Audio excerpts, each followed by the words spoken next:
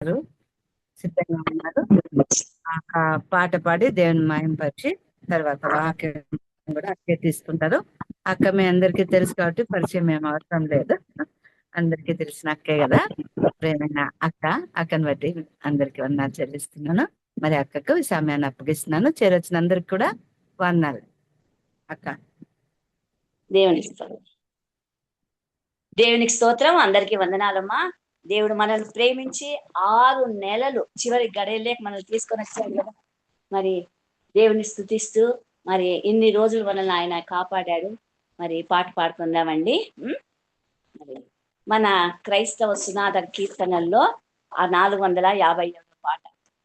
మరి పుస్తకం ఉంటే అందరూ ఓపెన్ చేసి చూసుకోండి మా. పాడుతున్నాను. రెండవ రాకడలో క్రీస్తేసుని చేరెదవా, రెండవ రాకడలో క్రీస్తేసుని చేరెదవా, భీకర రూపమును భీతిల్లకగాంచెదవా, భీకర రూపమును భీతిల్లకగాంచెదవా, రెండవ రాకడలో క్రీస్తేసుని చేరెదవా, గురుతులు జరుగుచుండా నీ గురి గూర్తెరిగితివా,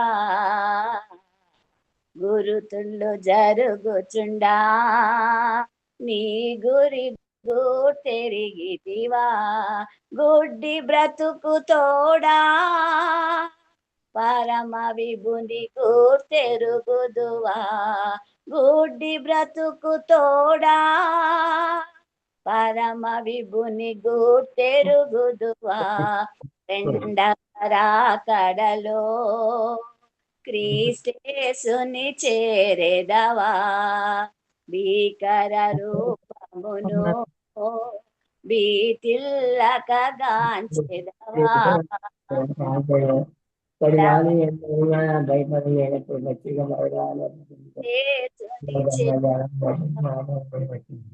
కడబూరం రోగగానే ప్రభు ప్రేమ కఠిన మగురా, కడబూరం రోగగానే ప్రభు ప్రేమ కఠిన మగురా, మహిమ శరీరముతో మన తండ్రితో నుండెదవా, మహిమ శరీరముతో మన తండ్రితో నుండెదవా, రెండవ రాకడలో క్రీస్తేసుని చేరెదవా, భీకర రూపమును భీతిల్లకగాంచెదవా,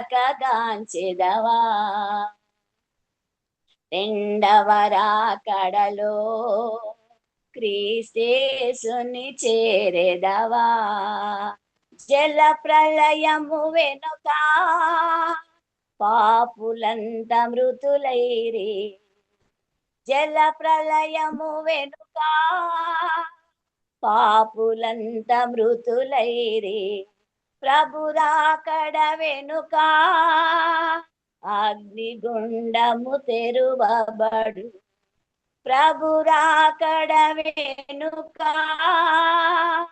అగ్నిగుండము తెరువబడు, రెండవ రాకడలో క్రీస్తేసుని చేరెదవా,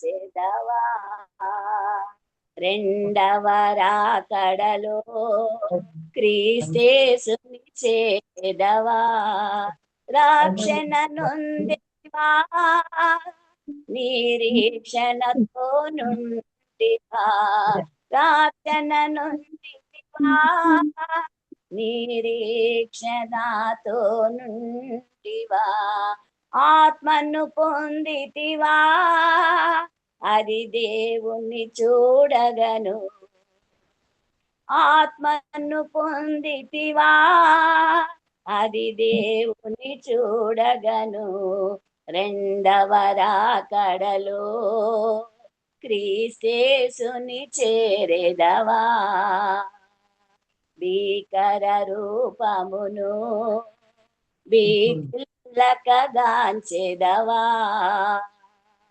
రెండవ రాకడలో క్రీస్తేసుని చేరెదవా. దేవునికి స్తోత్రమమ్మా. వందలక చక్కని పాట. మరి రెండవ రాకడకు సంబంధించి మరి ఇప్పుడు అందరూ కూడా మనం సిద్ధపడాలి రెండవ రాకడకు. అలా ఈ సమయంలో ఆ పాట పాడే అక్క దేవుని కనపరిచినందుకు చక్కని పాట పాడి స్తుతించిన అక్కకు వందనాలు. మనందరి తరఫున మరి మెసేజ్ కూడా అక్క తీసుకుంటారు. అక్క సరేమ్మా, దేవునికి స్తోత్రం. ఒక్క నిమిషం కా OnePlus ఫోన్ లో ఎవరో డిస్టర్బెన్స్ వస్తుంది, ఆఫ్ చేసుకోండి మా. ఆ ఫోన్ ఎవరిదో తెలీదు. OnePlus 123 ఏమో ఉంది నంబర్ లాస్ట్ లో. అది కొంచెం మ్యూట్ చేసుకోండి, మాటలో వినిపిస్తుంది అక్క. ఓకే అమ్మా. 5G వచ్చింది. మార్కు సువార్త 14 అధ్యాయం 32 చదువుతానమ్మా. మార్కు సువార్త 14 అధ్యాయం 32. ఆ దినమును గూర్చియు ఆ గడియను గూర్చియు తండ్రి తప్ప ఏ మనుషుడైనను పరలోకమందలి దూతలైనను కుమారుడైనను ఎరగరు. తర్వాత అపోస్తుల కార్యములు 1వ అధ్యాయము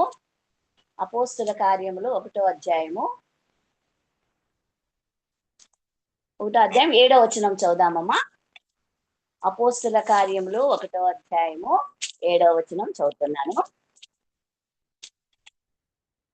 కాబట్టి వారు కూడి వచ్చినప్పుడు ప్రభువు ఈ కాలమందు ఇశ్రాయేలీయులకు రాజ్యమును మరలా అనుగ్రహించేదవా అని ఆయనను అడగదా. ఆయన కాలములను సమయములను తండ్రి తన స్వాధీనములో ఉంచుకొని ఉన్నాడు, వాటిని తెలుసుకొనుట మీ పని కాదు. చూడండి, కాలములు సమయములు. నా అంశము రెండవ రాకడ గురించి. మరి దేవుని చిత్తంతో మరి ఆయన ఎలా మరి నడిపిస్తాడో ఆ విధంగా మనము చెప్పుకుందామండి. రెండవ రాకడ. మరి ప్రభువు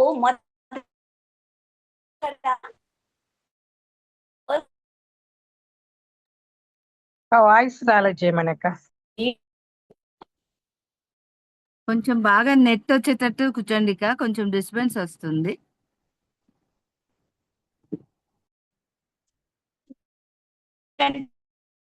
ఈ గదిలో ఇప్పుడు వినిపిస్తుందా? హలో, వినిపిస్తుంది అక్క. ఇప్పుడు బాగుంది. ఓకేమ్మా. చూడు, రాకడ గురించి నేను మరి అంశం తీసుకున్నాను. రాకడ. ఆయన మొదటి రాకడ ఎలా వచ్చాడు? ఆయన దీనుడుగా వచ్చాడు, రక్షకుడుగా వచ్చాడు, సాత్వికుడుగా ఈ లోకానికి వచ్చాడు. రాజాది రాజుగా కూడా ఆయన ఈ లోకానికి వచ్చాడు అనమాట. ఆయన ఈ లోకానికి వచ్చినప్పుడు ఆయన మరి మా యోహాను సువార్త 1:1 అధ్యాయంలో మరి చూసామంటే, మరి ఒకసారి చూద్దామండి. రెఫరెన్సెస్ అప్పుడప్పుడు చెప్తూ ఉంటాను, వీలైతే మరి కొంచెం కవర్ చేస్తే బాగానే ఉంటుందమ్మా. యోహాను సువార్త 1:1. ఆది యందు వాక్యం ఉండెను, వాక్యము దేవుని యొద్ద ఉండెను, వాక్యము దేవుడై ఉండెను, ఆయన ఆది యందు దేవుని యొద్ద ఉండెను. మరి కాబట్టి మరి మొదట్లో ఆయన ఎక్కడున్నాడు? యెహోవా దేవుని దగ్గర యేసు ప్రభు ఉన్నాడు. మరి ఆయన మానవ రూపం ఎప్పుడు? గలతీ పత్రిక 4:4లో సమయము ఆసన్నమైనప్పుడు ఆయన మరి కుమారుడుగా ఈ లోకంలో జన్మించినట్టుగా వాక్యం చెప్తోంది. మరి ఈ లోకంలో ఆయన మానవ రూపంలో కన్య మరియమ్మకు మరి మొదటి రాకడ ఆయన వచ్చాడనమాట. ఎలా వచ్చాడు? రక్షకుడుగా వచ్చాడు. యేసు అని పేరు పెట్టబడును. యేసు అనగా రక్షకుడు అని అర్థం అన్నమాట. ఆయన రక్షకుడుగా ఈ లోకానికి వచ్చాడు. ఎవరిని రక్షించడానికి? పాపులను రక్షించడానికి ఆయన ఈ లోకానికి వచ్చాడు అనమాట. పాపులను రక్షించి మరి ఆయన ఈ లోకంలో ప్రతి మానవాళి పాపం పరిహరించడానికి, రక్షించడానికి ఈ లోకంలో ఆయన రక్షకుడుగా వచ్చినాడు అనమాట. అందులో ఆయన సాత్వికుడుగా వచ్చాడు. సాత్వికుడుగా, దీన మనస్సు గలవాడుగా ఆయన వచ్చాడు అనమాట.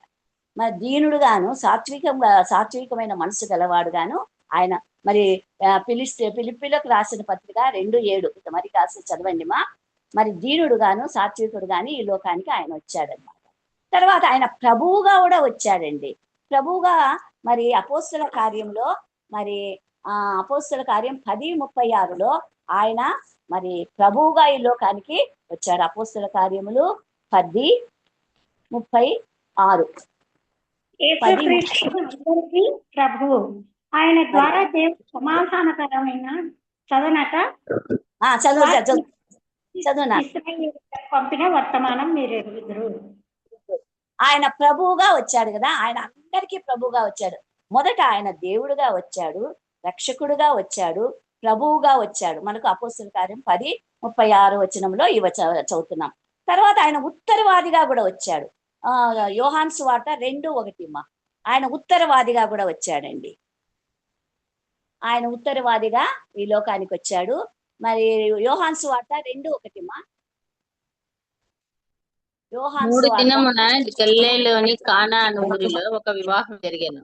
యేసు తల్లి అక్కడ ఉండెను. యేసును ఆయన శిష్యులను ఆ వివాహమునకు పిలువబడిరి. చూడండి, ఒక వివాహ కార్యక్రమంలో ఆయన దానికి రెస్పాన్సిబుల్ గా వచ్చినాడు. ఆయన పిలువబడ్డాడు.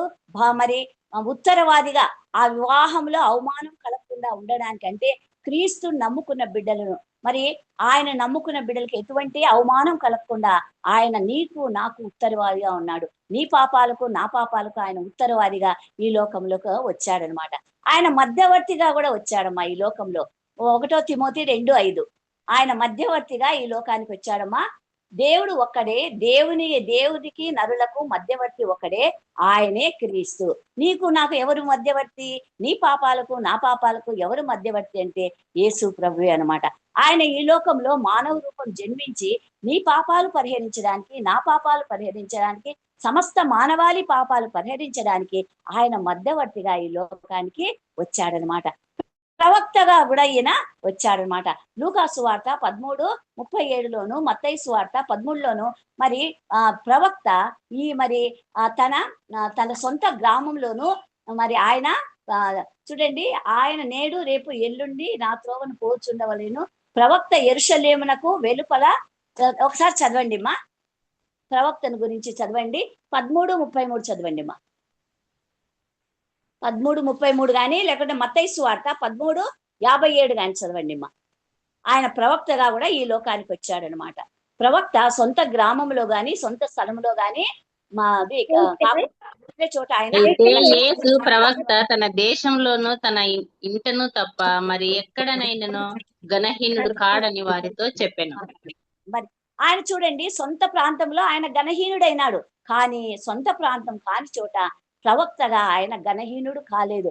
ఆయన చేసిన కార్యాలు, మరి ఆయన చేసిన కార్యాలను బట్టి మరి ఎప్పుడు చూసినా ఆయన చుట్టూ జన సమూహం ఉండేదన్నమాట. ఎక్కడ పోయినా గానీ జన సమూహం. బర్తలోమయ్య అనే గుడ్డివాడు కూడా ఆ జన సమూహాన్ని చూసి ఈ శబ్దం ఏమి ఎక్కడ అంటే నజరేయుడైన యేసు పోతున్నాడు అంటే, నజరేయుడైన యేసు నన్ను రక్షించు అన్నాడు.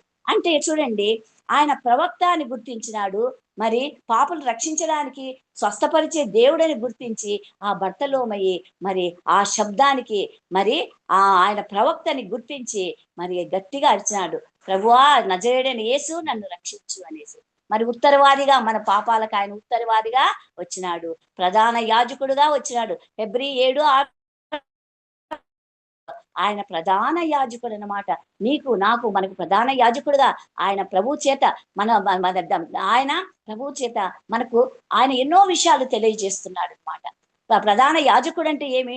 మరి మధ్యవర్తి, ప్రభువుకు నీకు నా మధ్యవర్తిగా ఉండి తెలియజేసేవాడు. ఇప్పుడు మనకు డైరెక్ట్ గా మనం ప్రభుతో మాట్లాడే మరి అర్హత మనం సంపాదించుకున్నాం. ఎప్పుడైతే రక్షణ పొందినామో అప్పుడు అర్హత సంపాదించుకున్నాం. ఆయన రాజుగా ఈ లోకానికి వచ్చాడు. మత్తయి సువార్త 2:2 యూదుల రాజుగా పుట్టినవాడు ఎక్కడున్నాడు అనేసి మరి రాజుగా ఆయన వచ్చాడు. అంతేకాదు యోహాను సువార్తలో కూడా యూదుల రాజు నీవేనా అని మరి అంటాడు. మరి తర్వాత మరి యూదుల మరి రాజువు నీవేనా అంటే అవును యూదుల రాజు నేనే అంటాడు కదా. మరి సత్యమును గురించి మరి ప్రకటించడానికి నేను సత్యమును గురించి జన్మించాను, పుట్టినాను అని చెప్తాడు కదా. కాబట్టి ఆయన రాజుగా ఈ లోకానికి వచ్చాడన్నమాట. న్యాయాధిపతిగా వచ్చాడు, మరి మెస్సయ్యగా వచ్చాడు. మరి ఈ విధంగా ఆయన సంఘానికి శిరస్సుగా వచ్చాడు. ఆయన మొదటి రాకడ ఈ విధంగా మనుషులను రక్షించడానికని ఆయన వచ్చాడనమాట. తర్వాత ఆయన పునరుత్థాన శక్తి, చనిపోయి తిరిగి లేచినాడు. పునరుత్థాన శక్తితో మరి ఆయన పాపములను పరిహరించాడు. ఎవరైతే ఆయన నమ్ముకుంటారో వారికి పునరుత్థాన శక్తి ఆయన ఉచితంగా ఇచ్చే దేవుడు. ఈ లోకములో మనం జయించాలి అంటే, సైతాన్ని జయించాలి అంటే మనకు పునరుత్థాన శక్తి బలం లేకుంటే, ప్రార్థనా శక్తి బలం లేకుంటే మనము జయించలేమమ్మా.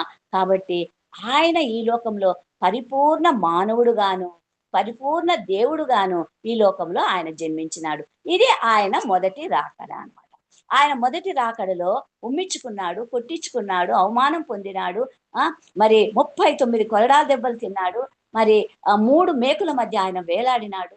అంత అవమానం పొందినాడు కదా. మరి ఇన్ని అవమానాలు ఆయన మొదటి రాకడలో గొర్రె పిల్లగా వచ్చి, మరి కరుణామయుడుగా వచ్చి, మరి ప్రజలందరి పాపాలను పరిహరించడానికి ఆయన చనిపోయి తిరిగి లేచి 40వ దినము ఆయన ఆరోహణమైపోయినాడు అనమాట. ఆయన ఆరోహణమైపోయినాడు. మరి నేను తిరిగి వస్తాను అన్నాడు. అదే రెండవ రాకడ అనమాట. ఆ రెండవ రాకడ మరి ఎలా జరుగుతుందంటే, రెండవ రాకడ గురించి మనకి ఎవరికి తెలియదండి. ఎప్పుడు వస్తుందో ఏమో అది తెలియదనమాట. సమయము ఫిబ్రవరి 10:37 అని రాయబడింది. సమయము ఇదిగో, సమయం సమీపించి ఉన్నది. కాబట్టి ఆయన ఎప్పుడు వస్తాడో మనకు తెలియదు. ఆయన రాకడ కోసం మనము మరి కాచుకొని ఉండాల. ఆ దినం గురించి మనకు తెలియదు. ఆయన రాకడ ఎప్పుడు వస్తుందో మనకు తెలియదు, కానీ ఆ దినమును గురించి మనకు తెలియదు. ఆ గడియ గురించి మనకు తెలియదు. తండ్రి తప్ప ఏ మనుషునికి, పరలోక మందలికి దూతలకు కూడా తెలియదు అనమాట. ఆ సెకండ్ కమింగ్ అనేది ఎప్పుడు వస్తుందో తెలియదు. ఆ యేసు ప్రభు కూడా ఈ సంగతి తెలియదు అనమాట. తర్వాత అది రెండవ రాకడ అనేది 2 రకాలుగా జరుగుతుంది. ఒకటి రహస్య రాకడ అనేది జరుగుతుంది. రెండవది మరి ఆర్భాటముతోనూ, అందరూ ప్రధాన దూత శబ్దంతోనూ మరి వస్తుందన్నమాట. ప్రధాన దూత శబ్దంతోనూ మరి రెండవ రాకడ వస్తుంది. మొదటిది, రెండవ రాకడలో 2 స్టేజెస్ ఉన్నాయి. ఒకటి రహస్య రాకడ అన్నమాట. రహస్య రాకడ మరి ఎలా వస్తుంది అంటే, అది ఎవరికీ తెలియదన్నమాట. మనకు మత్తయి సువార్త 24వ అధ్యాయంలో ఒకసారి చూద్దామా? మత్తయి సువార్త 24వ అధ్యాయము తీద్దామండి. మత్తయి సువార్త 24వ అధ్యాయము. ఆయన రాకడ ఎప్పుడు వస్తుంది అంటే, ఎలా వస్తుందో మనకు తెలియదు కదా. ఆయన రాకడ వచ్చినప్పుడు రెప్పపాటున ఒకసారి రావచ్చు. రహస్య రాకడైతే రెప్పపాటున వస్తుంది అన్నమాట. చదువుతున్నానమ్మా. 24వ అధ్యాయము 37వ వచనము చదువుతారా? దినము ఎలాగుండెనో అలాగే మనుష్య కుమారుని ఆగమనంలో ఉండదు. నోహ దినము ఎలా? మనుష్య ముందటి దినములలో నోవహు ఓడలోకి వెళ్ళిన దినం వరకు వారు తినుచు, త్రాగుచు, పెళ్లి చేసుకొచ్చు, పెళ్లికి ఇచ్చుతుండ్రి. చదవనాక అలాగే రెండవ రాకడ రావడానికి, రహస్య రాకడ వచ్చే ముందర ప్రజలంతా ఎలా ఉంటారు అంటే, నోవహు కాలంలో ఎలా ఉన్నారో, తింటూ తాగుతూ ఎంత ఉత్సాహంగా, ఎంత సంతోషంగా ఉన్నారో ఆ విధంగా ఉంటుందన్నమాట. అలాంటి సమయంలో రెండవ రాకడలో మరి రహస్య రాకడ వస్తుంది. రహస్య రాకడ చదువుమా. నోవహు దినములు ఎలాగుండెనో మనుష్య కుమారుని రాకడయు అలాగే ఉండెను. జల ప్రళయము ముందటి దినములు వచ్చి అందరినీ కొట్టుకొని పోవు పర్యంతము ఎరగకపోయిరి. అలాగుననే మనుష్య కుమారుని ఆగమనమును ఉండును. చూడండి 39వ వచనంలో మనుష్య కుమారుని రాకడ కూడా ఉంటుందన్నమాట. మరి 40వ వచనం, ఆ కాలమున 2 పొలములో ఉంటారు. రహస్య రాకడ జరిగే టయానికి 2 పొలంలో పనిచేస్తూ ఉన్నారంట. చూడండి, 2 పొలంలో పనిచేస్తున్నప్పుడు ఒకరు ప్రభువును చేత రక్షించబడిన వాళ్ళు, ఆయన రక్తం చేత పాపం మోచన పొందిన వాళ్ళు ఒకరు, మరి పొందని వాళ్ళు 2 కలిసి ఒక పొలంలో పనిచేస్తుంటారు. ఒక పొలం అంటే మనం పగలు కదా పనులు చేస్తాం. ఆ పొలములో మరి పని చేస్తూ ఉంటారు 2 స్త్రీ. మరి ఒకడు కొనిపోబడును, ఒకడు విడిచిపెట్టబడును. ఈ రహస్య రాకడలో మరి 2 కలిసి పని చేస్తూ ఉంటారు. 2 పని చేస్తున్నప్పుడు కడబూర శబ్దం వినపడిస్తుంది అనమాట. యేసు ప్రభు 3వ ఆకాశానికి వస్తాడు. మూడవ ఆకాశానికి వచ్చినప్పుడు కడబోర శబ్దం వినిపిస్తుంది. కడబోర శబ్దం వినిపించినప్పుడు అది అందరికీ వినిపించదమ్మా. కడబోర శబ్దం అనేది అందరికీ వినిపించదు. ఎవరైతే యేసు ప్రభు రక్తం చేత కడగబడి పాపాలు ఒప్పుకొని నీతిమంతులుగా ఉన్నారో, పరిశుద్ధులుగా ఈ లోకంలో జీవిస్తున్నారో, వాళ్ళు ఏ స్థితిలో ఉన్నా, ఏ పనిలో చేస్తున్నా, ఏ కండిషన్ లో ఉన్నా గానీ వాళ్ళకు వినిపిస్తుంది.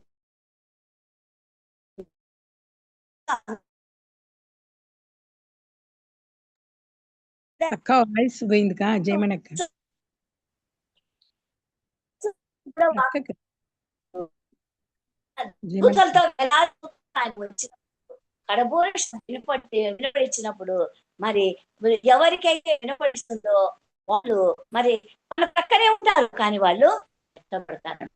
వాళ్ళు పక్కన ఉన్నారా, ఇంతసేపు నా పక్కన ఉండిందే, ఏమైంది ఏమైంది అంటే వెళ్ళిపోతారు. ఇప్పుడు ఇద్దరు కలిసి వెళ్తారన్నమాట. తీసిపోబడదురు, ఒకరు విడిచిపెట్టబడదురు, ఇద్దరు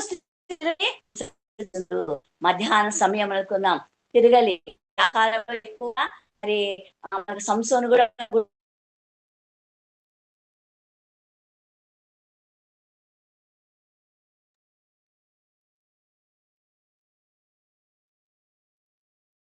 వాయిస్ రాలా జయమణి అక్క, వాయిస్ రాలా జయమణి అక్క. అక్క వాయిస్ వినిపించట్లేదు కా.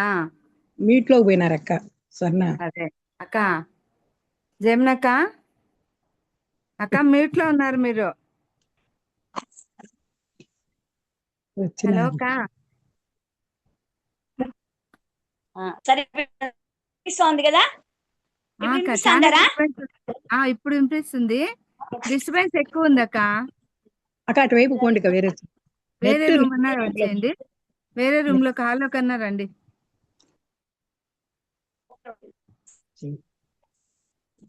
నెట్ లేక ప్రాబ్లం. నెట్ ప్రాబ్లమే. ఇప్పుడు వస్తుంది లేండి.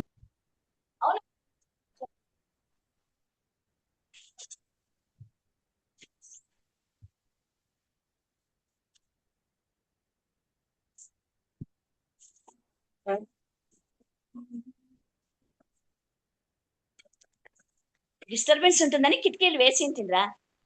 అదే అదే దేవుని స్తోత్రం.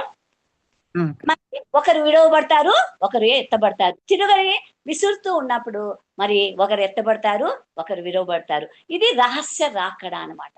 రెండవ రాకడలో మొదటి స్టెప్ రహస్య రాకడ.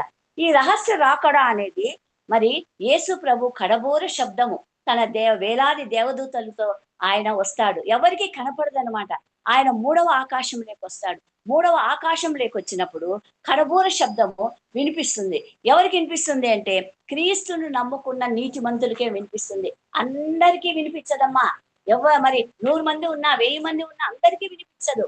ఎవరైతే ఆయన రక్తం చేత కడగబడ్డారో, ఆయన బిడ్డలైనారో వారికి మాత్రమే ఆ కడబోర శబ్దం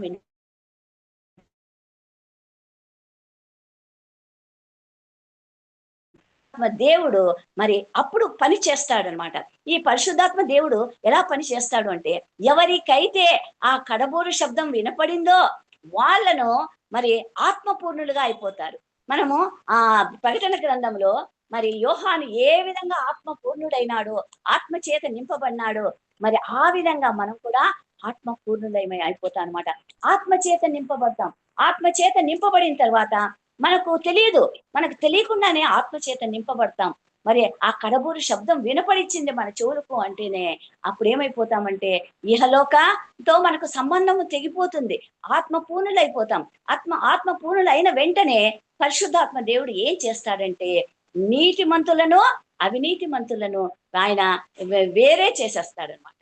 వేరే చేసేసిన తర్వాత మరి నెక్స్ట్ స్టెప్ ఫస్ట్ ఏం చేస్తాడంటే ఆ కడబూరు శబ్దం వినపడితేనే మనం ఆత్మపూర్ణులం అవుతాము. ఆత్మపూర్ణులు అయిన తర్వాత పరిశుద్ధాత్మ దేవుడు ఏం చేస్తాడంటే ఆత్మపూర్ణులను మరి అవినీతి పరులను మరి పాపులను దేవుడు పరిశుద్ధాత్మ దేవుడు వేరు చేస్తాడు. వేరు చేసిన తర్వాత మూడవ స్టెప్ ఏమైతుందంటే మానవ ఆలోచనలు, మానవుల తలంపులు, మానవ ఊహలన్నీ వెళ్ళిపోతాయి. అప్పుడు మనకు పరిశుద్ధాత్మ చేత నింపబడిన తర్వాత మరి ఆలోకపు ఆలోచనలే ఇప్పుడు యోహాను ఏ విధంగా మరి ఆత్మపూర్ణుడైన తర్వాత పరలోకానికి ఏ విధంగా వెళ్ళిపోయిన తర్వాత అక్కడ గురించే ఆలోచించినాడు. 5వ అధ్యాయంలో, ప్రకటన గ్రంథం 5వ అధ్యాయంలో ఆ ముద్రలు విప్పేవాళ్ళు లేరు అంటే ఏడ్చినాడు యోహాను. అంటే ఈ లోకానికి సంబంధించిన మనస్సు పోతుందన్నమాట. మనస్సు పోయి ఏమైతుందంటే మరి పైలోకానికి సంబంధించిన మనస్సు కలుగుతుందన్నమాట. అంటే ఈ మానవ మనస్సు పోయి మరి పరలోకానికి సంబంధించిన వేరే మానవ మనస్సు వస్తుంది అనేసి అంటారు. తర్వాత 4వ స్టెప్ ఏమి అంటే ఈ రక్త మాంసములతో మరి చదుదామమ్మా ఒకసారి. రక్త మాంసములు మరి కొరింథీయులకు రాసిన మొదటి పత్రిక 15వ అధ్యాయము 51వ వచనం నుంచి ఒకసారి చదవండి మా. కొరింథీయులకు రాసిన మొదటి పత్రిక 15వ అధ్యాయము నేనే చదువుతాను. సహోదరులారా, మీరు చెప్పినది ఏమనగా, రక్త మాంసములు దేవుని రాజ్యమును స్వతంత్రించుకొన నేరవు. రక్త మాంసములు దేవుని రాజ్యమును స్వతంత్రించుకొన నేరవు. చూడండి అప్పుడు ఏమైపోతుంది? శరీరము అక్షయమయ్యే శరీరము మహిమ శరీరంగా చూడండి సహోదరులారా, నేను చెప్పినది ఏమనగా రక్త మాంసములు దేవుని రాజ్యమును స్వతంత్రించుకొన నేరవు, క్షయత అక్షయత స్వతంత్రించుకొనదు. ఇదిగో మీకు ఒక మర్మము తెలుపుచున్నాను, ఒక రహస్యం దేవుడు తెలుపుచున్నాడు. మనమందరము నిద్రించము కానీ నిమిషములో ఒక రెప్పపాటున కడబూరం మ్రోగగానే మనమందరము మార్పు పొందుతాం. చూడండి, కడబూర శబ్దము మనకు వినిపిస్తేనే మనమందరం మార్పు పొందుతామంట. ఈ మట్టి శరీరము, ఈ మాంసపు శరీరము మహిమ శరీరంగా మారిపోతుందంట. చూడండి, మార్పు పొందుదము, బూరం రోగును, అప్పుడు మృతులు అక్షయులుగా లేపబడదురు.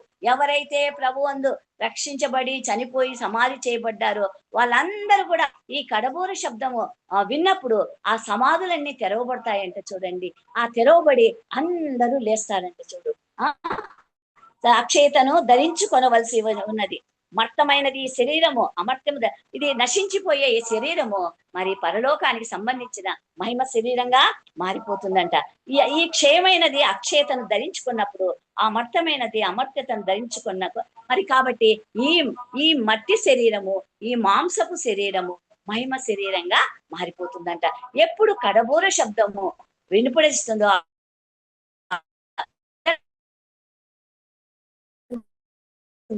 అప్పుడు మనం ఆత్మపూర్ణులం అవుతామంట అండి. ఆత్మపూర్ణులు అయినప్పుడు పరిశుద్ధాత్మ దేవుడు మరి ప్రభువును రక్షించినది విశ్వసించిన వారిని అన్యులను వేరు చేస్తాడు. వేరు చేసిన తర్వాత ఎప్పుడైతే మనము మానవ మనస్తత్వాన్ని అంతా పోగొట్టుకొని పోయి పరలోకానికి సంబంధించిన మనస్తత్వం మనకు వస్తుందంట. తర్వాత ఏమైపోతుంది అంటే మరి ఈ శరీరము, ఈ మాంసపు శరీరము మహిమ శరీరంగా మారిపోతుందంట. మహిమ శరీరంగా మారిపోయింది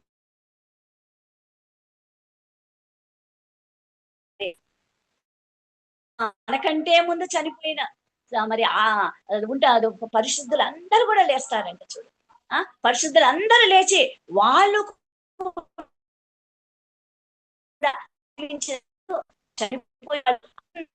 పోయి 3వ ఆకాశంలో మధ్య ఆకాశంలో చేరతారంట.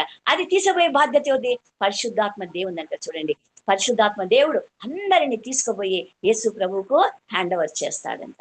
హ్యాండ్ ఓవర్ చేసిన తర్వాత అక్కడ మధ్య ఆకాశంలో మరి ప్రభువుతో పాటు అక్కడ ఉంటారు. మరి అక్కడ అప్పుడే తీర్పు జరగదు. మరి మధ్య ఆకాశంలో ప్రభువును విశ్వసించిన వాళ్ళందరూ అక్కడ ఉంటారు. మరి ఆ మధ్య ఆకాశానికి ఎవరెవరు ఎత్తబడతారు అంటే ఫిలదెల్ఫియా సంఘానికి మరి ప్రకటన గ్రంథానికి వస్తామమ్మా ఒకసారి. ఆ సంఘము ఫిలదెల్ఫియా సంఘానికి సంబంధించిన వాళ్ళు మరి ఎత్తబడతారనమాట. కొన్ని సంఘాలు ఎలా ఉన్నాయి అంటే కొన్ని సంఘాలు భ్రష్టత్వంతో కూడుకున్న సంఘాలు ఉన్నాయి.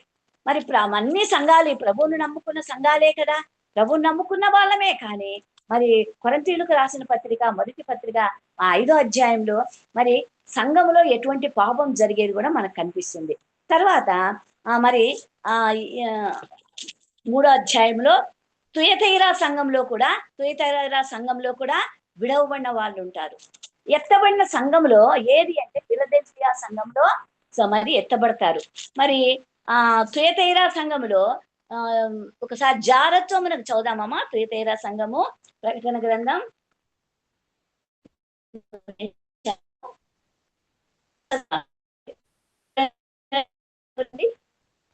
20వ వచనం నుంచి చదవండి. తీసినారా ఎవరన్నా? ఆయనను నీ మీద తప్పు నేనే ఒకటి చదవనా? నేను మొదలుపెట్టుకున్నది ఏమనగా, తాను ప్రవక్తని చెప్పుకొనుచున్న యెజబెలను స్త్రీని నీవు ఉండనిచ్చుచున్నావు. జారత్వము చేయుటకును విగ్రహములకు బలి ఇచ్చిన వాటిని తింటకును అది నా దాసులకు బోధించుచు వారిని మోసపరచుచున్నది. మారు మనసు పొందుటకు నేను దానికి సమయం ఇచ్చి తిని, కానీ అది తన జారత్వం విడిచిపెట్టి మారు మనసు పొందనొల్లదు.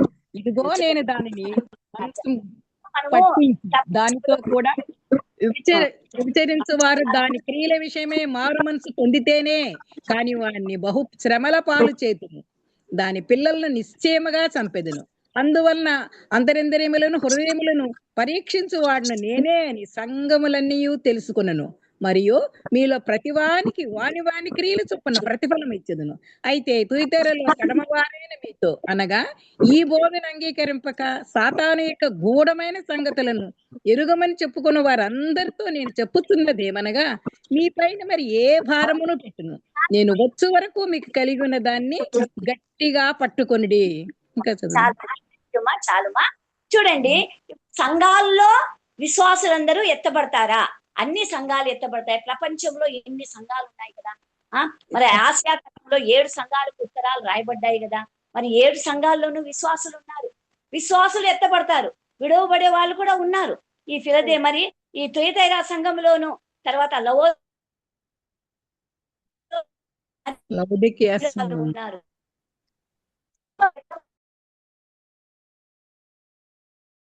ఎత్తబడే సంఘం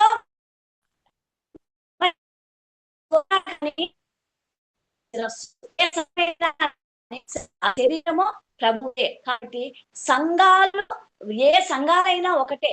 మనం ఆ సంఘం ఈ సంఘం ఎప్పుడు కానీ విమర్శించకూడదు. మన ఆత్మీయ జీవితానికి ఆ కడబోరు శబ్దం వినిపించి మనబడతాం. కానీ ఆ సదస్సులు విశ్వాసాలు మేమే ప్రార్థనా పరులము మేమే అని ఎప్పుడు కానీ పోకూడదు. మన ఆత్మీయ జీవితంలో మన కడబోరు శబ్దం నువ్వు విన్నావా? నువ్వు విశ్వాసివి. నేను విన్నానా? విశ్వాసిని. నేను రోజు బైబిల్ చదువుతున్నా, అన్ని చేస్తున్నా. ఆ కడబోరు శబ్దం ఉంటే నేను విడతానండి, నేను విడవబడతాను. ఎవరైతే శబ్దం వినలేదో వారందరూ ఈ భూమి పైన విడవబడతారండి.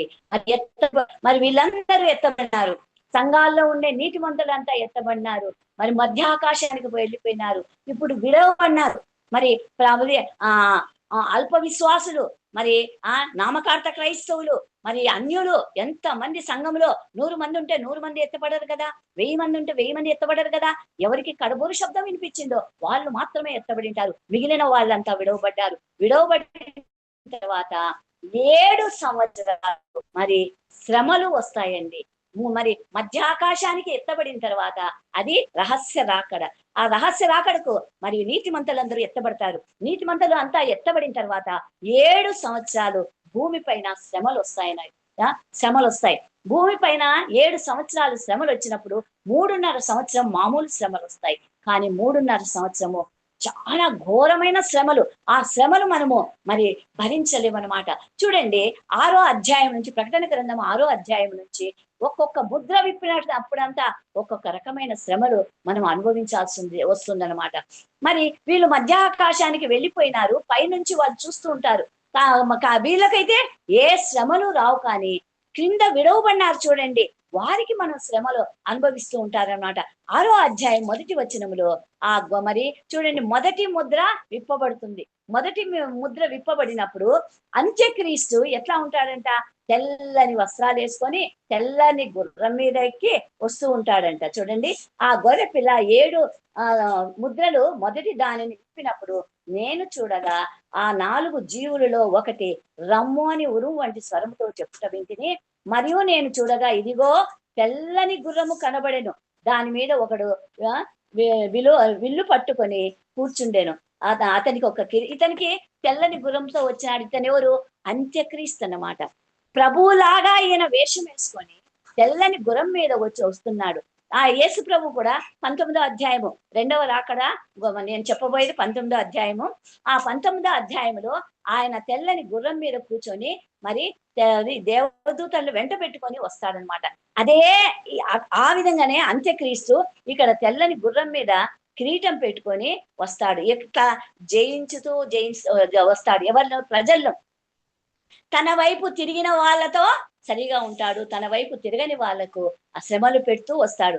అలాగే తర్వాత మరి ఎర్రని గుర్రం, తర్వాత నల్లని గుర్రం, తర్వాత ఆ పాండువర్ణం గుర్రం. ఈ గుర్రాల్లో మరి ప్రజలను హింసించడానికి 7 ముద్రలు విప్పినప్పుడు ఒక్కొక్కరికి ఒక్కొక్క రకమైన ఒక్కొక్క ముద్ర విప్పినప్పుడు ఈ శ్రమలు మనం అనుభవించాల్సి వస్తుంది అనమాట.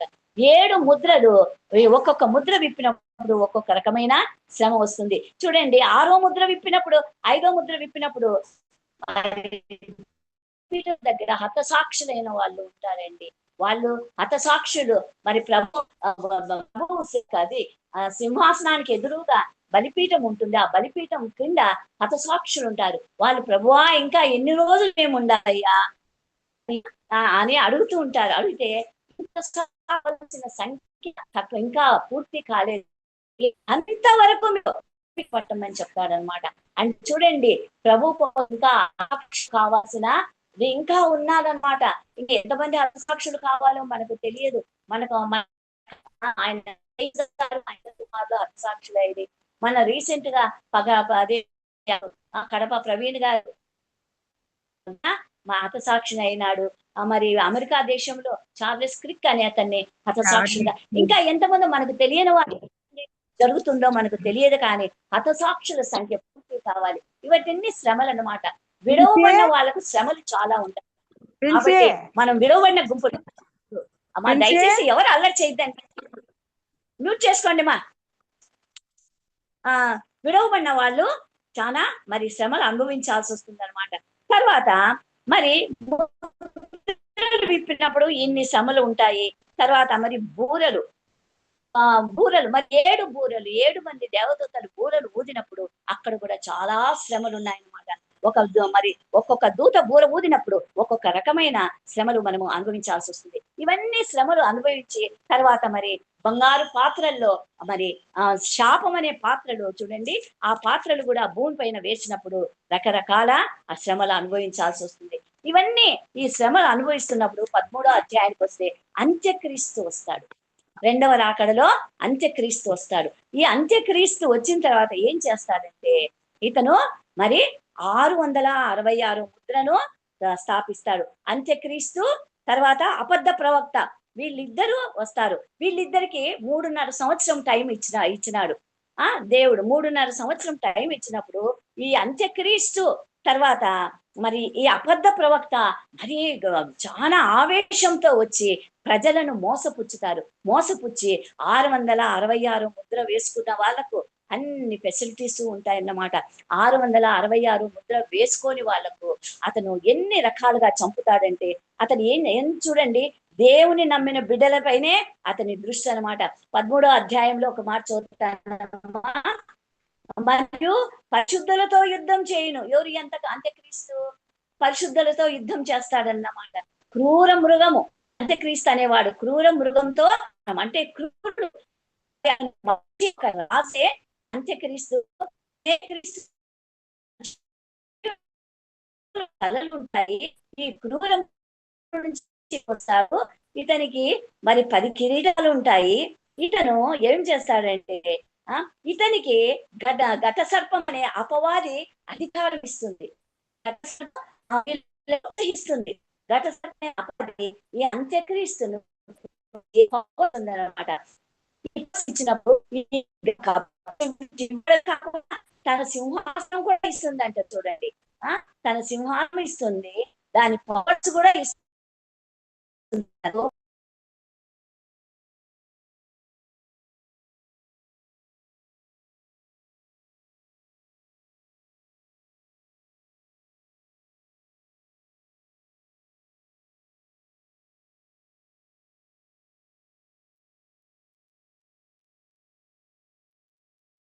హలో అమ్మా వినిపిస్తుంది కదా? హలో అక్క వినిపిస్తుంది. ఇప్పుడు వినిపిస్తుంది ఇప్పుడు అక్క. వినిపిస్తుంది. అదే మధ్య మధ్యలో కట్ అవుతోందిరా, టైం అయిపోతున్నది. చూడండి, 6వ వచనం చదువుతాను, 13వ అధ్యాయము. డంబము, అది ఎట్లా మాట్లాడుతుందంటే అంత్యక్రీస్తు డంబపు మాటలు ఉంటాయంట, దేవదూషణ ఉంటుంది. వినిపిస్తోంది కదమ్మా? హలో అక్క వినపడతాను. డంబపు దేవదూషణ పలుకుతుందంట. ఆ నోరు చాలా భయంకరమైన నోరు, ఈ అంత్యక్రీస్తు నోరు. దీనికి 3.5 సంవత్సరం మాత్రమే సమయం ఇచ్చారన్నమాట. మరి అదే ఈ అంత్యక్రీస్తు అనే ఒక క్రూర మృగము, మరి అబద్ధ ప్రవక్త అనే అబద్ధ ప్రవక్త, మరి ఈ ఘట సర్పం అనే సాతాను, ఈ ముగ్గురు ఒకటయ్యి మరి ఒక విగ్రహాన్ని ఏర్పాటు చేస్తారు. విగ్రహాన్ని ఏర్పాటు చేసి అంత్యక్రీస్తు విగ్రహాన్ని ఏర్పాటు చేస్తారు. ఆ విగ్రహం ఏం చేస్తుందంటే మాట్లాడుతుందంట. చూడండి, ఆ విగ్రహం మాట్లాడుతుంది. ఆ విగ్రహానికి నమస్కారం చేయమని ప్రోత్సహిస్తారు. నమస్కారం చేయమని ప్రోత్సహించి ప్రజలందరినీ తన వైపుకు తిప్పుకుంటుంది. తన వైపుకు తిప్పుకున్న తర్వాత ఎవరైతే ఇంకా తర్వాత మరి వదిలిపెట్టబడినారు కదా భూమి పైన, కొంతమంది ఈ శ్రమలన్నీ చూసిన తర్వాత ప్రభువును విశ్వసిస్తారండి. ప్రభు కోసం జీవించడానికి వాళ్ళు స్థిరులైతారండి. వాళ్ళ విశ్వాసాన్ని మరి అభివృద్ధి చేసుకుంటారు. అలాంటి వాళ్ళు ఏం చేస్తారంటే ఈ అంత్యక్రీస్తు మాటలకు లొంగరు. ఈ అంత్యక్రీస్తు ఎన్ని శ్రమలు పెట్టినా వాళ్ళు శ్రమలు అనుభవిస్తారే కానీ వాళ్ళు మాత్రము ఈ అంత్యక్రీస్తునికి మొక్కరు. తర్వాత అంత్యక్రీస్తుని ఏమాత్రము లెక్కించరు. తర్వాత 666 ముద్ర వేసుకోమంటే వీళ్ళు మాత్రం వేసుకోరు. ఈ 666 ముద్ర వేసుకొని వాళ్లకు అనేక శ్రమల పాలు చేస్తాడు ఈ అంత్యక్రీస్తు. ఈ విధంగా మన శ్రమల పాలు జరుగుతూ ఉన్నప్పుడు మరి ఏం చేస్తాడంటే 19వ అధ్యాయానికి వద్దామమ్మా. 19వ అధ్యాయము, టైం అయిపోతుంది, గబగబ చెప్పేస్తాను నేను. 19వ అధ్యాయము 11వ వచనం నుంచి చదువుతున్నాను నేను. ఇప్పుడు ఆయన రాకడ ఇవన్నీ జరుగుతూ ఉన్నాయన్నమాట.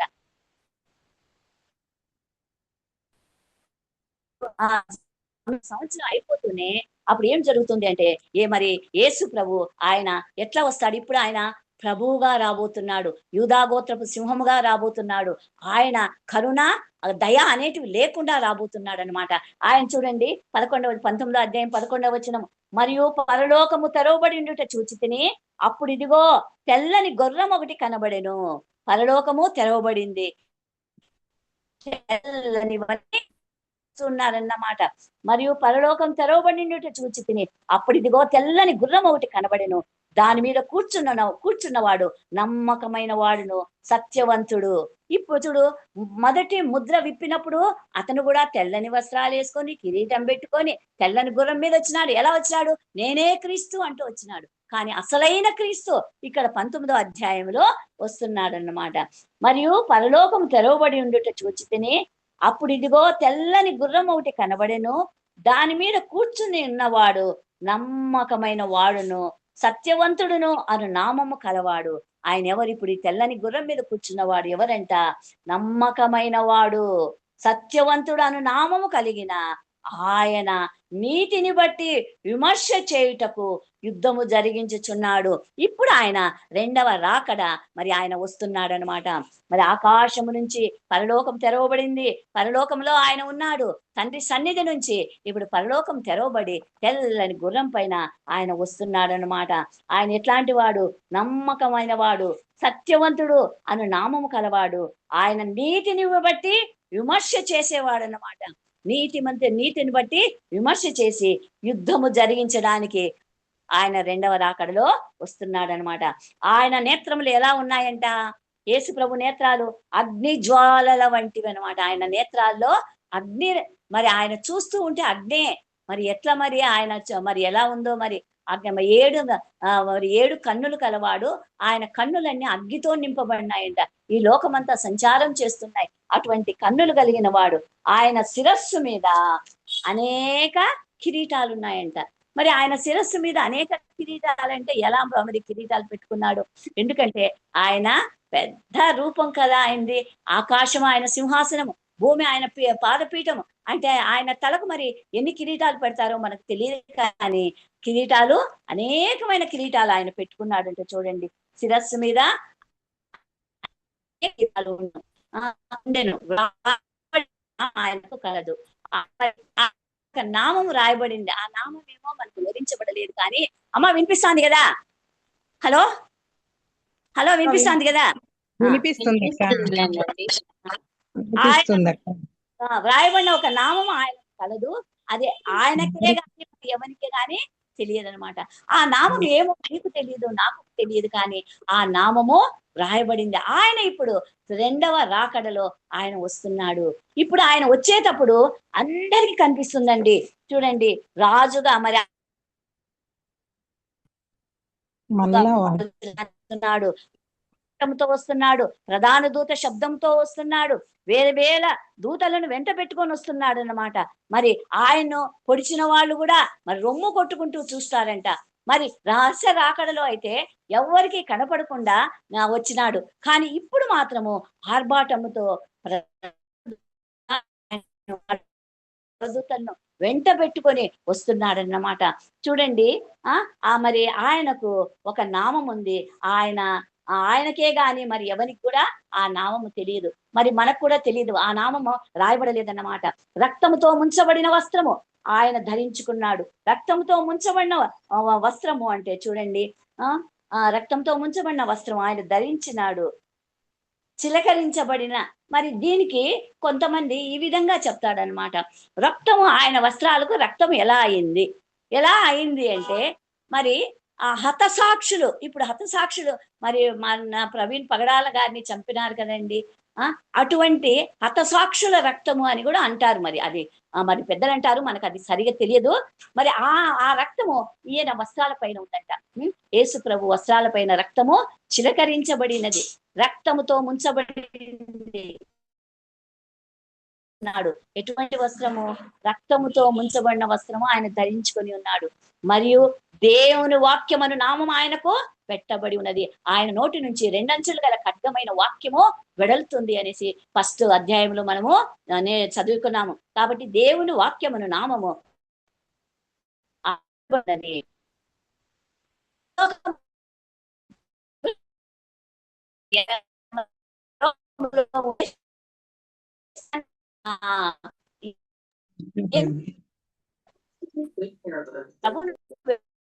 మళ్ళా వాయిస్ పోయింది కా.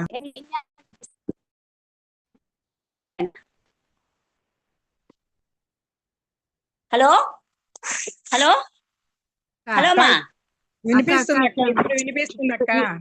ఇంతవరకు వినపడలేదు, ఇప్పుడు వినిపిస్తుంది. అయ్యో, ఎక్కడి దాకా విన్నారమ్మా? అదే ఇది రక్తంతో ముంచబడిన వస్త్రము, దేవుని వాక్యమును ధరించుకొని అక్కడి వరకు వచ్చింది. రక్తంతో ముంచబడిన వస్త్రము, ఆయన వస్త్రములు, ఈ రక్తంతో ముంచబడిన వస్త్రము ఏమి? సాక్షుల రక్తము అని కొంతమంది అంటారనమాట. చూడండి, పరలోకమందున్న సేనలు శుభ్రమైన తెల్లని నారబట్టలు ధరించుకొని తెల్లని గుర్రములెక్కి ఆయన వెంబడించుచుండ్రి. చూడండి, ఆయన వెంబడి వేవేల దూతలు ఉన్నారన్నమాట. మరి అక్కడైతే మొదటి ముద్ర విప్పినప్పుడు మరి అంత్యక్రీస్తు ఒక్కడే తెల్లని గుర్రం మీద వచ్చాడు. కానీ ఈయన వేవేల దేవదూతలను వెంట పెట్టుకొని వచ్చినాడు. ఆయన తెల్లని గుర్రములెక్కి ఆయనను వెంబడిస్తున్నారు. వేల కొద్ది, లక్షల కొద్ది మరి ఆయన వెంట వస్తున్నారన్నమాట. జనములను కొట్టుటకు ఆయన నోటి నుండి వాడిగల ఖడ్గం వస్తుంది. ఇప్పుడు ఆయన రెండవ రాకడలో జనాలను కొట్టడానికి ఆయన నోటి నుంచి ఏమొస్తుందంట? వాడిగల ఖడ్గము. మరి ఆయన కలుగునుగాక అంటేనే ఇంత సృష్టి కలిగింది కదమ్మా. మరి నోటి మాటల చేత మరి ప్రజలను, దుర్మార్గులను, దుష్టులను, పాపులను కొట్టడానికి ఆయన వస్తున్నాడనమాట. జనములను కొట్టుటకు ఆయన నోటి నుండి వాడిగల ఖడ్గము బయలుదేరుచున్నది. ఆయన ఇనుప దండముతో వారిని ఏలును. మరి యెషయా గ్రంథం 66 అధ్యాయం 15-16 వచనాల్లో కూడా ఉంది. ఇనుప దండముతో వారిని ఏలడానికి వస్తున్నాడు. చూడండి, ఆయన ఎట్లా వస్తా అన్నాడు? జనములను కొట్టుటకై ఆయన నోటి నుండి వాడిగల ఖడ్గము బయలుదేరుచున్నది. ఆయన ఇనుప దండముతో వారిని ఏలును. ఆయన సర్వాధికారిగా దేవునికి తీక్షణమైన ఉగ్రతన మద్యపు తొట్టి ఆయన ఎట్లున్నాడు? చాలా కోపములో ఉన్నాడు. మద్యపు తొట్టి ఉగ్రత అనే మద్యపు తొట్టిని ఆయన త్రొక్కుతున్నాడు. అంత కోపంతో వస్తున్నాడండి. ఆయన దయామయుడుగా, కరుణామయుడుగా మొదటి రాకడలో వచ్చాడు. మరి ఇప్పుడు రెండవ రాకడలో ఆయన ఏ మాత్రం ఆయన కరుణ లేదు, దయ లేదు, ఏమీ లేదు. ఆయన తీక్షణంగా ఉన్నాడండి. ఎలా ఉంది? మద్యపు తొట్టిని త్రొక్కుతున్నాడు, ఉగ్రత అనే దాన్ని తొక్కుతున్నాడు. రాజులకు రాజును, ప్రభువులకు ప్రభు అను నామము ఆయన వస్త్రముల మీదను తొడల మీదను వ్రాయబడి ఉన్నది. ఆయన రాజుల రాజుగా వస్తున్నాడు, ప్రభువుల ప్రభువుగా వస్తున్నాడు, యూదా గోత్రపు సింహంగా వస్తున్నాడు. మరి పాపులను శిక్షించడానికి ఆయన ఎంత ఆవేశంతో వస్తున్నాడు. ఆయన ఒక్కరే కాదు, ఆయనతో పాటి వేవేల దూతలను ఆయన ఎంటబెట్టుకొని వస్తున్నాడన్నమాట. 17వ వచనం చదువుతున్నానమ్మా. మరియు ఒక దూత మరి యోహాన్ చూస్తున్నాడు, సూర్యునిలో ఒక దేవదూత నిలబడి ఉన్నాడన్నమాట. అతడు ఏం చెప్తున్నాడంటే, ఆ దేవదూత అతడు గొప్ప శబ్దంతో ఆర్భటించి, రండి, రాజుల మాంసమును, సహస్రాధిపతుల మాంసమును, బలిష్ఠుల మాంసమును, గుర్రముల మాంసమును, వాటి మీద కూర్చున్న వారిని మాంసమును, స్వతంత్రులేమి, దాసులేమి, కొద్దివారేమి, గొప్పవారేమి, అందరి యొక్క మాంసం తినుటకై దేవుని గొప్ప విందుకు కూడి రండని ఆకాశ మధ్యమందు ఎగురుచున్న సమస్త పక్షులను పిలిచెను. సూర్యునిలో దేవదూత నిలబడ్డాడు. సూర్యునిలో దేవదూత మనం నిలబడగలమమ్మా? ఎండ ఎక్కువగా ఉంటేనే మనం తట్టుకోలేమే. అలాంటిది ఒక దేవదూత సూర్యునిలో నిలబడినాడు అంటే చూడండి, దేవుడు సృష్టించిన దేవదూతనే సూర్యుడిలో నిలబడినాడు, ఆ వేడిని తట్టుకోగలుగుతున్నాడు అంటే మరి ప్రభువు ఇంకెంత ఆ పవర్ ఉంటుందో ఆలోచించండి. ఆయన ఉగ్రత ఎలా ఉంటుందో ఆలోచించండి. ఆయన ఎంత ఉగ్రుడై వస్తున్నాడో ఆలోచించండి. చూడండి, తీక్షణమైన ఉగ్రత అను మద్యపు తొట్టి ఆయన తొక్కుతున్నాడు.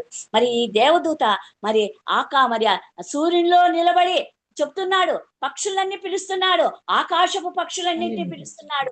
ఇప్పుడు యుద్ధం జరగబోతుంది. ఆయన రాజాది రాజుగా, ప్రభువుల ప్రభు ఆయన వస్తున్నాడు. మరి ఖడ్గము చేత, ఆయన వాక్కు చేత మరి ఇంతమందిని ఇనుప దండంతో వాళ్ళని ఏలడానికి వస్తున్నాడు. రండి ఆకాశ పక్షులారా రండి.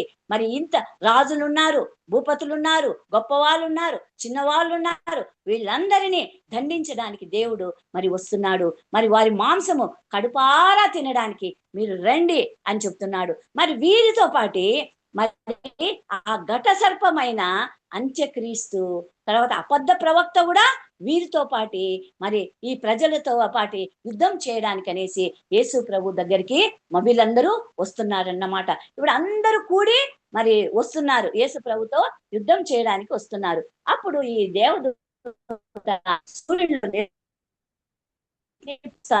రండి, ఇంతమంది స్వర్ణ సౌండ్ రావట్లేదు, స్వర్ణ వాయిస్ అదే బ్రేక్ వస్తుంది. ఇంకా పాపం ఏదో డిస్టర్బెన్స్ దేవుని గొప్ప విందుకు కూడి రండి, మధ్యం సమస్త పక్షులను పిలిచెను. ఎందుకమ్మా మాట్లాడుతున్నారు? మరియు ఆ గుర్రముల మీద కూర్చున్న వానితోనూ ఆయన సేనతోనూ యుద్ధము చేయుటకై ఆ క్రూర మృగమును, ఈ క్రూర మృగమైన అంత్యక్రీస్తు ఏం చేస్తున్నాడు? భూరాజులందరినీ పిలుచుకొని వస్తున్నాడు అన్నమాట. అందరినీ పిలుచుకొని మరి కోట్ల కొద్ది మనుషులందరినీ జత చేశాడు. అదే 20వ అధ్యాయము 7వ వచనంలో కూడా ఉందన్నమాట. గోగు మాగోగు అని వాళ్ళందరినీ పిలుచుకొని వస్తున్నాడు. మరి వీళ్ళందరినీ పిలుచుకొని మరి అంత్యక్రీస్తు యేసు ప్రభు మీదకి యుద్ధానికి వచ్చాడు. మరియు గుర్రముల మీద కూర్చున్న వానితోనూ ఆయన సేనతోనూ యుద్ధము చేయుటకై ఆ క్రూర మృగమును, భూరాజును, వారి సేనలు కూడి ఉండగా చూచి తిని, అప్పుడు ఆ మృగము దాని ఎదుట సూచక క్రియలు చేసి దాని ముద్రను వేయించుకొనిన వారిని, చూడండి 666 ముద్ర వేసుకోమనేసి అంత్యక్రీస్తు మరి ఏ విధంగా ప్రోత్సహించి అప్పుడు అందరికీ అన్ని ఫెసిలిటీస్ ఇచ్చాడు కదా. చూడు, ఎవరైతే 666 ముద్ర వేసుకోలేదో వాళ్ళు ఎన్ని కష్టాలు పడ్డారో. మరి 1,00,000 రూపాయలు ఇస్తాం, ఒక గ్లాస్ నీళ్ళు అంటే ఇచ్చేవాళ్ళు లేరు. చిన్నపిల్లలు పాలు పాలు పాలు అంటే ఎంతమంది చనిపోయి ఉంటారు. ఆహారం లేక, నీళ్లు లేక 666 ముద్ర వేసుకోకుండా ఎంతమంది చనిపోయి ఉంటారు. చనిపోవడమే కాకుండా వాళ్ళు 666 ముద్ర ఎవరు వేసుకోలేదో వాళ్ళను కూడా ఈ అంత్యక్రీస్తు మరి చంపినాడు, హతసాక్షులుగా చేశాడు, వాళ్ళను కాల్చినాడు, భయంకరంగా వాళ్ళను హింసించినాడు. ఇప్పుడు ఇదంతా ప్రభువు చూసి ఆయన ఉగ్రుడై మరి ఈ అంత్యక్రీస్తు మీదకి ఆయన యుద్ధానికి వస్తున్నాడు అన్నమాట. తన బిడ్డలను చూడండి, తన బిడ్డలను మరి ఎవరైనా అవమానపరిస్తే ప్రభు ఎంత రోషం గలవాడు కదండి. ఆయన చూడండి తన బిడ్డలు రక్షించుకోవడానికి ఈ అంత్యక్రీస్తు తన బిడ్డలను ఏ విధంగా హింసించినాడో దానికి ప్రతిఫలం తీర్చుకోవడానికి అనేసి యేసు ప్రభు ఇంత ఉగ్రుడై ఆయన తీక్షణమైన ఉగ్రత తో వస్తున్నాడనమాట. అప్పుడు మరి సూర్యునిలో నిలబడిన ఆ దేవదూత అన్ని పక్షులను పిలుస్తోంది. ఇప్పుడు యుద్ధం స్టార్ట్ అవుతుంది. 19వ వచనం, 19వ అధ్యాయం 19వ వచనం. మరియు గుర్రముల మీద కూర్చున్న వానితోనూ ఆయన సేనతోనూ, ఎవరెవరున్నారు గుర్రముల మీద? మరి యేసు ప్రభు మరి పరివారం అంతా కోట్ల కొలది దేవదూతలంతా యేసయ్యతో పాటు తెల్లని వస్త్రాలు వేసుకొని కిరీటాలు ధరించి వారు కూడా వచ్చినారు వారితో యుద్ధం చేయడానికి. మరి ఆయన సేనతోనూ యుద్ధం చేయడానికి ఆ క్రూర మృగమును భూరాజులు వచ్చినారు. ఈ మరి రాజులందరినీ పిలుచుకొని వచ్చినాడు. అంత్యక్రీస్తు అనే ఆ రాజు మరి భూరాజులందరినీ పిలుచుకొని వచ్చినాడు అన్నమాట. వారి సేనలను కూడా పిలుచుకొని వచ్చినాడు. భూరాజులను, వారి సైన్యాలంతా మరి కోట్ల కొలది, లక్షల కొలది యేసు ప్రభు మీదకి యుద్ధానికి వచ్చినారన్నమాట. ఆ సేనలు కూడి ఉండగా చూచి తిని, మరి ఇవన్నీ చూస్తున్నాడు. వీళ్ళు కోట్ల కొలది మరి యేసు ప్రభు మీదకి యుద్ధానికి మరి రాజులు వచ్చినారు, భూపతులు వచ్చినారు, సైన్యాలు వచ్చినారు. మరి వీళ్ళందరూ యేసు ప్రభుతో యుద్ధం చేయడానికని వచ్చినారు. ఇవన్నీ యోహాను చూస్తూ ఉన్నాడన్నమాట. అప్పుడు ఆ మృగమును దాని ఎదుట సూచక క్రియలు చేసి దాని ముద్రను వేయించుకున్న వారిని, ఆ మృగపు ప్రతిమకు నమస్కరించిన వారిని మోసపరిచిన అబద్ధ ప్రవక్తను పట్టుబడి ఏం చేశారు? ఈ అబద్ధ ప్రవక్త మాటకు అందరూ 666 ముద్ర వేసుకున్నారు కదండి. ఈ 666 ముద్ర వేసుకున్న వాళ్ళందరూ తర్వాత ఎవరైతే నమస్కరించినారో ప్రజలందరినీ మోసపుచ్చినాడు కదా. ఎవరైతే 666 ముద్రలు వేసుకున్న వాళ్ళకు అన్ని సరుకులు మరి ఇచ్చేవాడు, అన్ని ఫెసిలిటీస్ ఇచ్చేవాడు అన్నమాట. వీళ్ళందరూ మోసపోయినారు. అతని మాటలకు అతడు చేసిన ఆ విగ్రహం మాట్లాడింది, విగ్రహం చనిపోయిన వాళ్ళని లేపింది. అంత్యక్రీస్తు ఆ విధంగా చేశాడు. ఇవన్నీ చూసి ఆ ప్రజలంతా అప్పుడు ఏమనుకున్నారు? ఇతడే దేవుడు అని ప్రజలంతా మోసపోయినారు కదా. వీళ్ళందరూ ఈ యుద్ధంలో నిలబడ్డారనమాట. మోసపరిచిన ఆ అబద్ధ ప్రవక్తను మరి ఇంతమంది ప్రజలు మోసపోయినారు. మరి ఇంతమంది ప్రజలను మోసపరిచిన ఆ అబద్ధ ప్రవక్తను పట్టుబడ్డారు. అబద్ధ ప్రవక్తను పట్టుకున్నారు దేవదూతలు. పట్టుకుని తర్వాత పట్టుబడి వారిద్దరూ మరి అబద్ధ ప్రవక్తను తర్వాత ఈ అబద్ధ ప్రవక్త తర్వాత అంత్యక్రీస్తు వీళ్ళిద్దరిని పట్టుకొని ఏం చేశారంటే గంధకములో మండు అగ్నిగుండములో ప్రాణముతోనే వాళ్ళని వేసినారంటే. చూడండి, ఈ దేవదూతలు మరి అంత్యక్రీస్తును ఈ అబద్ధ ప్రవక్తను ప్రాణముతోనే పట్టుకొని అగ్నిగుండములో వేసినారన్నమాట. అగ్నిగుండంలో మరి ప్రాణంతో ఉన్నట్టుగానే పట్టుబడి వారందరూ ఆ గంధకములో మండు అగ్నిగుండములో ప్రాణముతోనే వేయబడినారు. ఆ ప్రాణంతోనే వీళ్ళిద్దరిని మరి వీరితో పాటి మరి మోసపోయిన వారిని కొంతమంది చంపబడ్డారు. వేసిండేది మాత్రం వీళ్ళిద్దరే. మరి ఆ రాజులు, భూరాజులు ఎంతమంది ఈ అబద్ధ ప్రవక్త అంత్యక్రీస్తు యేసు ప్రభు మీదికి యుద్ధానికి తీసుకొని వచ్చారో వాళ్ళందరూ చంపబడ్డారండి. చంపబడ్డ రక్తమైతే కాలువలలాగా పారింది. కొన్ని మైళ్ళ దూరము 14వ అధ్యాయంలో ఉంది. కొన్ని మైళ్ళ దూరము పారినట్లుగా ఉంది 14వ అధ్యాయం. ఒకసారి చూస్తామా? 320 కిలోమీటర్ల దూరం పారిందంట. చూడండి, 14వ అధ్యాయము 20వ వచనము. ఆ ద్రాక్షాల తొట్టి పట్టణపు వెలుపల తొక్కబడెను. 100 కోసుల దూరము గుర్రముల కళ్ళెముల మటుకు ద్రాక్షాల తొట్టిలో నుండి రక్తము ప్రవహించెను.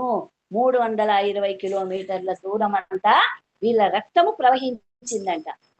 అంతమంది మరి ప్రజలు, రాజులేమి, గుర్రాలేమి, తర్వాత భూపతులేమి, సైన్యమేమి అందరూ ఆడ చంపబడతారు. చంపబడినప్పుడు ఆకాశ పక్షులు వచ్చి తినమని ఆ దేవదూత పిలుస్తాడు కదా. పిలిచినప్పుడు ఆకాశ పక్షులన్నీ వచ్చి విందు చేసుకుంటాయంట. చూడండి, విందు ఆకాశ పక్షులు వచ్చి విందు చేసుకుంటూ ఉంటే ఇక్కడ మాత్రము వీళ్ళు మాత్రము మరి అంత్యక్రీస్తును అనే మరి ఆ అంత్యక్రీస్తును అబద్ధ ప్రవక్తను తీసిపోయి మరి గుండంలో వేస్తారు, అగ్నిగుండంలో ప్రాణముతోనే వాళ్ళు మరి వేయబడతారన్నమాట.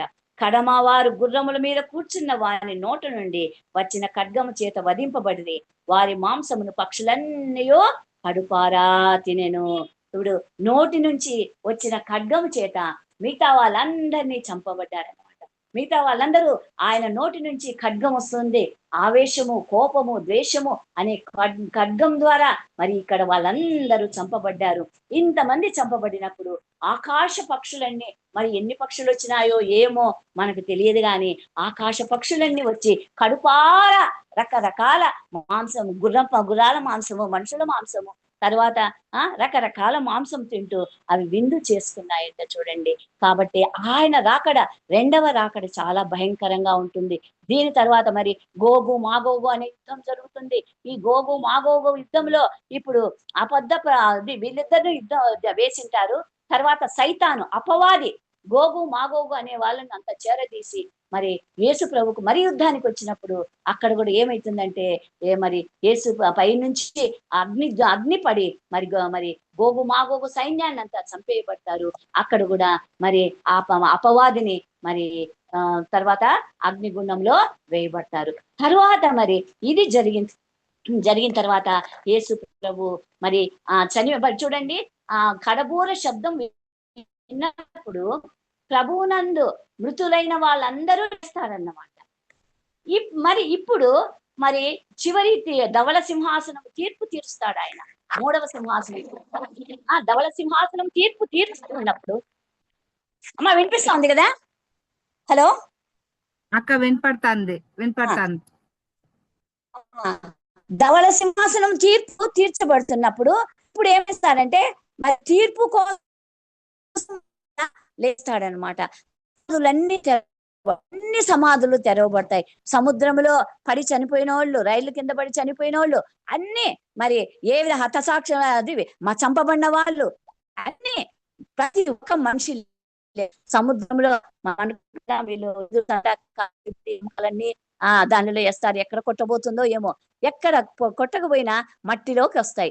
ఆ మట్టి భూమి ఇదిగో ఇంతమంది నాలో ఉన్నారు, ఇంతమంది సముద్రం చెప్తుందంట ఇంతమంది నాలో ఉన్నారు అని ఆత్మలన్నిటినీ మరి చనిపోయిన మరి యేసు ప్రభు సృష్టి మొదలు ఇంతవరకు చనిపోయిన వాళ్ళందరూ యేసు ప్రభును నమ్మకుండా చనిపోయిన వాళ్ళందరూ లేస్తారంట. చూడండి, లేచిన తర్వాత ధవళ సింహాసనం తీర్పు జరుగుతుంది. ధవళ సింహాసనం తీర్పు జరిపినప్పుడు ఆయన మరి నీతిమంతులందరినీ పరలోక రాజ్యానికి, అవినీతి మంతులందరినీ నిత్య నరకానికి ఆయన పంపిస్తాడు. ఈ విధంగా ఆయన రెండవ రాకడ మరి వస్తుంది. ఎవరైతే పరలోక రాజ్యానికి వారసులైనారో వారందరి చేత యుగాయుగములు నిత్య జీవములో మనం క్షేమంగా ఉంటాం. మరి ఎవరైతే అవినీతి మంతులుగా